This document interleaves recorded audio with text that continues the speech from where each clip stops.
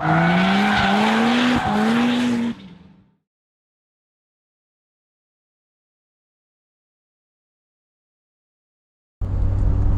is up, guys? Today is Thursday, the 13th of September. I am on my way out to Lime Rock Park to film more for the slip angle.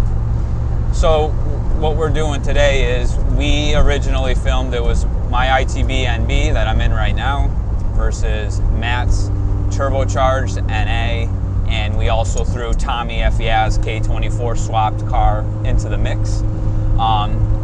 We got most of the impressions done, but we were sharing the track with an organized track day that day, so we didn't get to finish filming everything.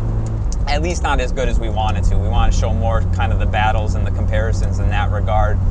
So we're coming back here now for a second day of filming to wrap all of that up. Maybe we'll put the V-Box and stuff into the cars and like see if we can get a little bit better lap times out of them than the ones that we originally set, because we just did them kind of, you know, under a short time constraint.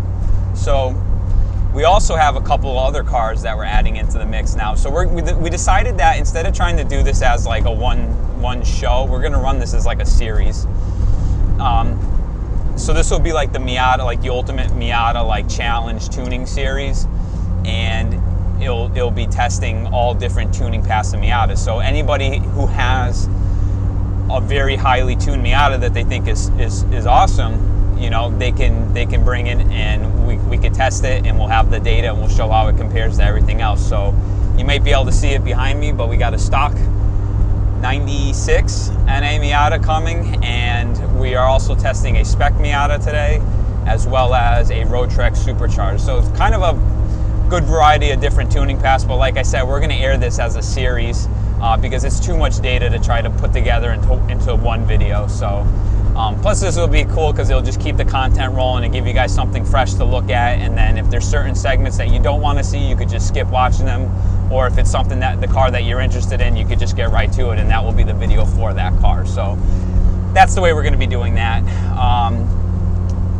What else is going on? So last night I went and bought a new car.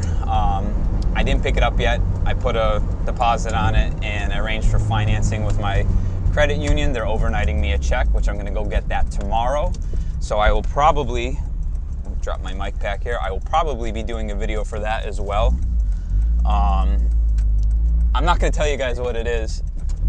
It's not really that exciting, but it's more of a practical vehicle for me to get by in the wintertime, and but I actually do really like it, so we'll be doing a little bit of build stuff on it. And woo! Love those ITBs. So we will be doing a pretty cool build on this thing because it's a unique car. I'm super stoked about it. I can't believe I found this thing. I'll give you guys a little insight here. So for the last 13 or 12 years of my life, I've been getting by in the winter with rocking early 90s Suburbans.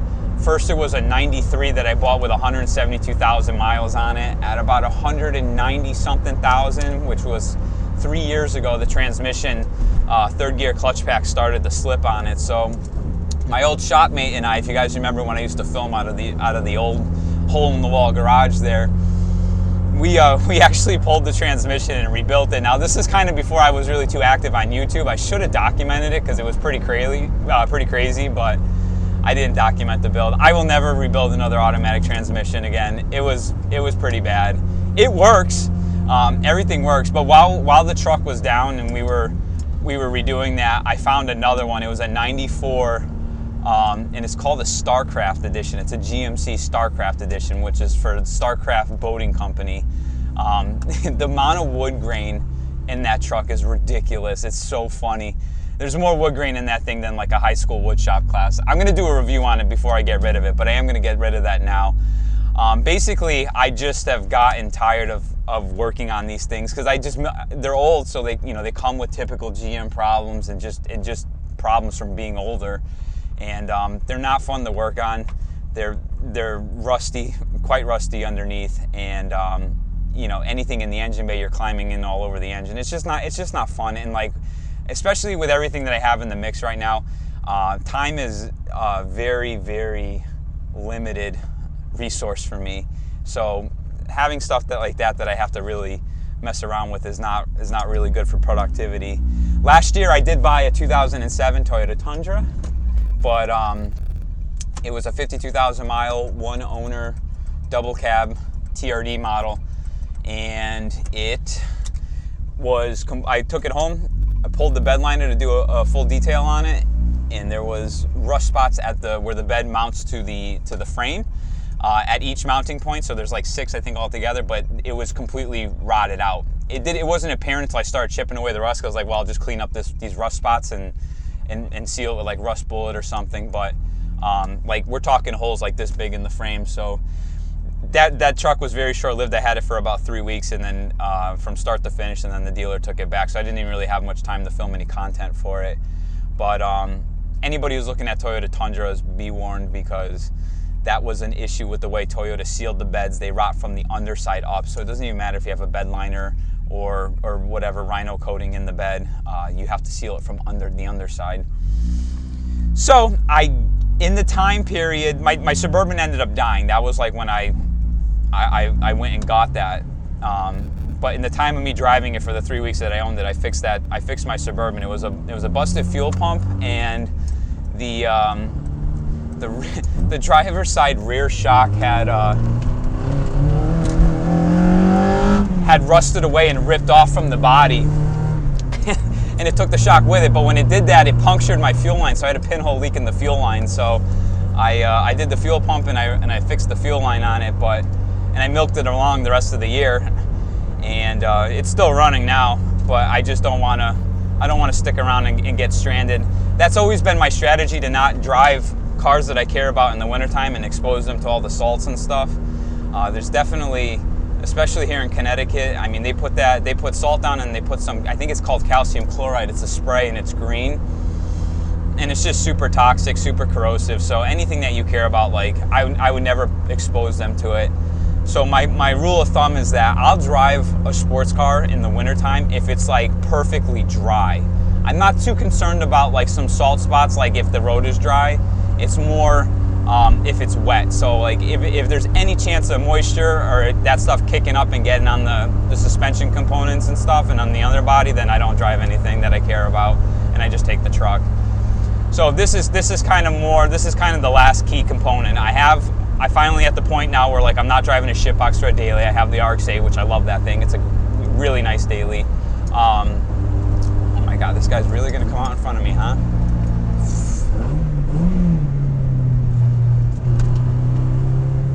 Nice lady.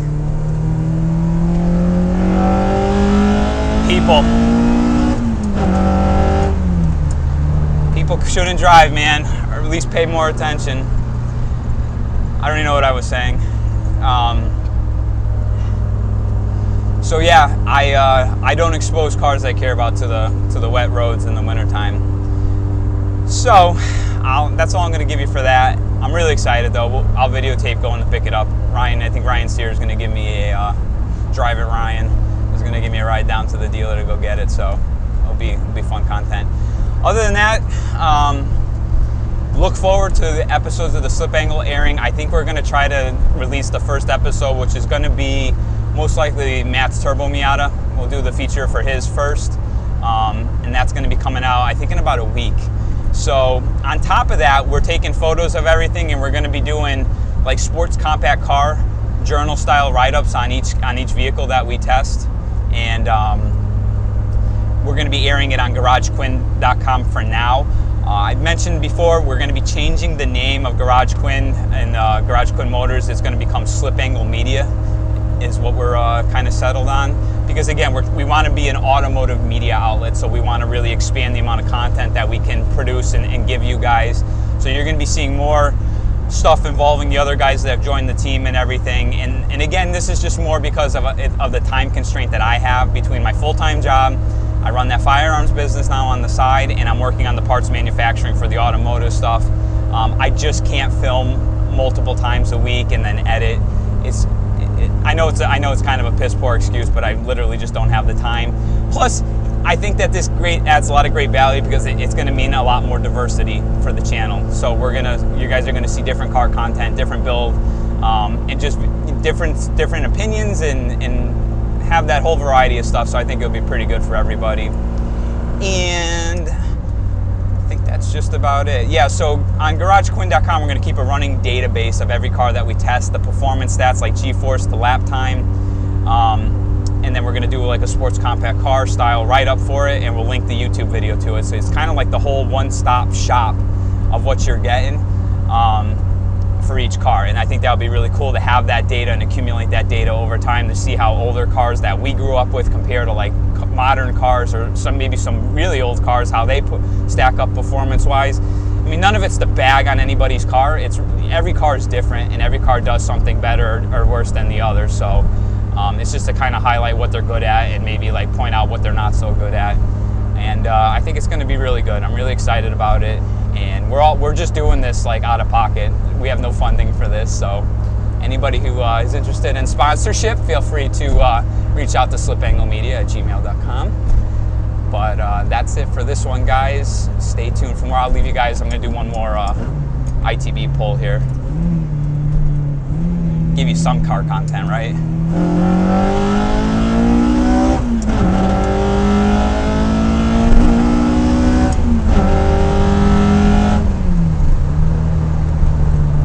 I really like this 6-speed.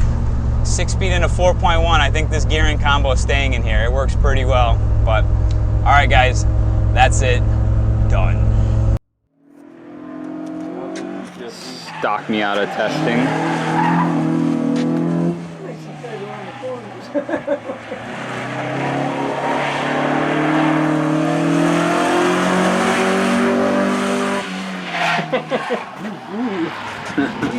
Easy. Mike, are you nervous right now? No. That's your baby.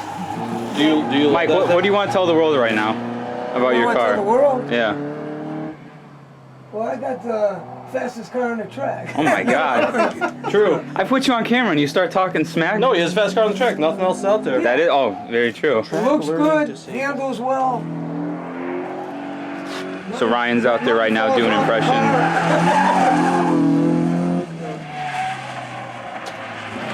Rest of the cars that we're testing today. Maybe my car is a track car. I don't know. It's got a lot of things in it, I know that.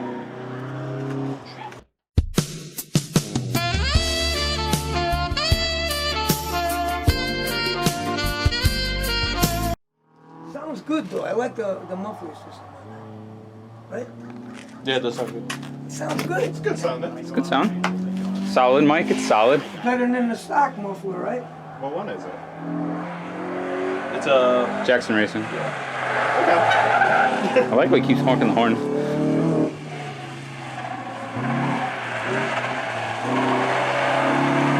There's a word of threads out on the tires.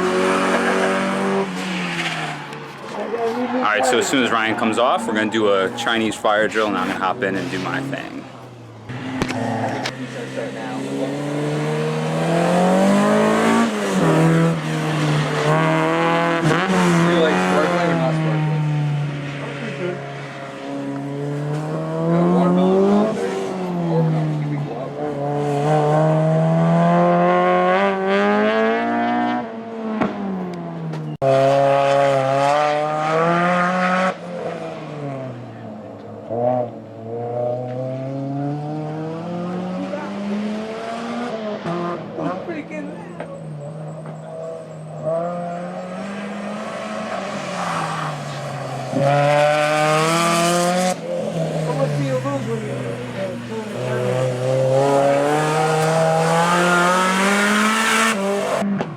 He did 39.